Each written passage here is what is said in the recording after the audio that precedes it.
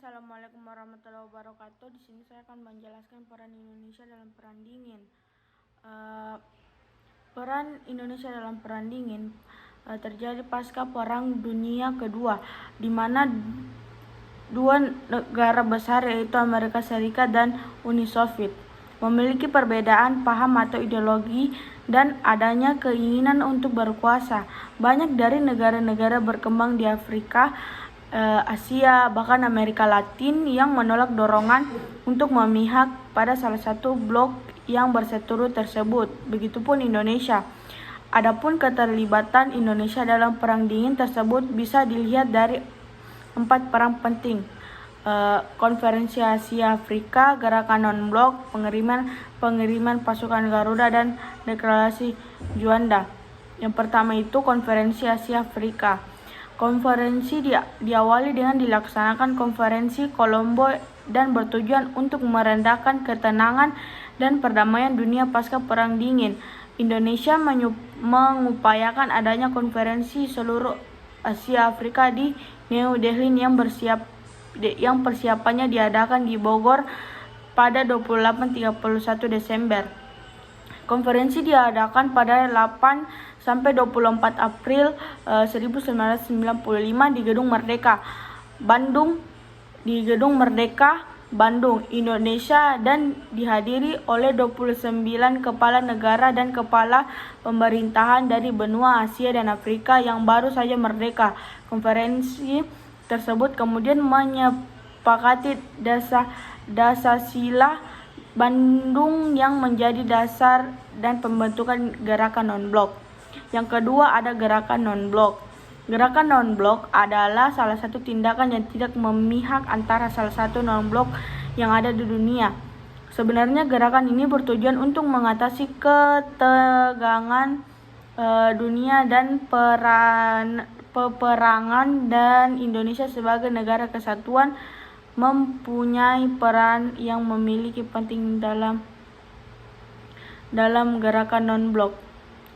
Adapun perang Indonesia dalam Gerakan Non-Blok antara lain Presiden Soekarno berperan dalam pembentukan Gerakan Non-Blok. Indonesia diberikan wewenang dan memimpin Gerakan Non-Blok dan berhasil menggelar KTT-XGNB yang diselenggarakan di Bandung. Indonesia juga berhasil meredam aksi ketenangan daerah bekas pecahnya negara Yugoslavia pada tahun 1991. Yang ketiga, pengiriman pasukan Garuda. Misi Garuda tidak terlepas dari terbentuknya United Nations Peacekeeping Operations, misi pemeliharaan perdamaian PBB. Hal tersebut merupakan salah satu bentuk komitmen Indonesia yang melaksanakan misi pemeliharaan perdamaian PBB. Pasukan ini terdiri dari Tentara Nasional Indonesia yang ditugaskan sebagai pasukan perdamaian di negara lain. Terbentuknya pasukan ini karena munculnya konflik di Timur Tengah pada 16 Juli 1959, di mana di Inggris, Prancis, dan Israel melancarkan serangan gabungan terhadap Mesir dan menimbulkan perdebatan di antara negara-negara lainnya. Yang keempat, Deklarasi Juanda.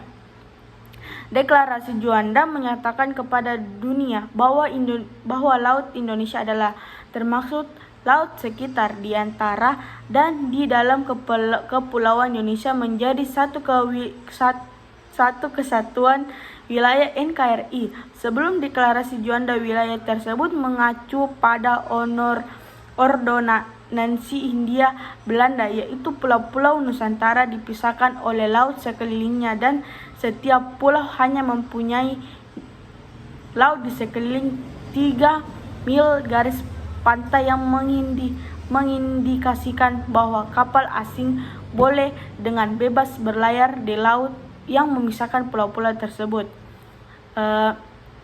Adapun dampak Perang Dingin bagi Indonesia, meluasnya peperangan yang melibatkan blok Barat dan blok Timur dan sekutu-sekutunya memiliki dampak bagi dunia.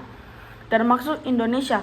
Lalu dampak apa saja yang dirasakan Indonesia atas terjadinya perang dingin?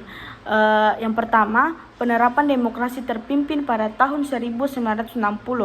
Pada saat itu pemerintah mengarahkan pandangan politiknya ke negara yang berhaluan komunis. Yang kedua, pendirian Poros Jakarta Hanoi Pyongyang Phnom Penh yang terbentuk akibat kedekatan Indonesia dengan negara Blok Timur. Kebijakan ekonomi Indonesia cenderung terlihat mengarah kepada kolonialisme dan imperialisme. Munculnya reformasi karena berakhirnya pemerintah Orde Baru. Munculnya reformasi karena berakhirnya pemerintahan Orde Baru. Yang kelima, terjadinya krisis moneter karena ketergantungan Indonesia terhadap modal asing sangat tinggi, terlalu berganti kepada barang impor. Sekian dari saya. Wassalamualaikum warahmatullahi wabarakatuh.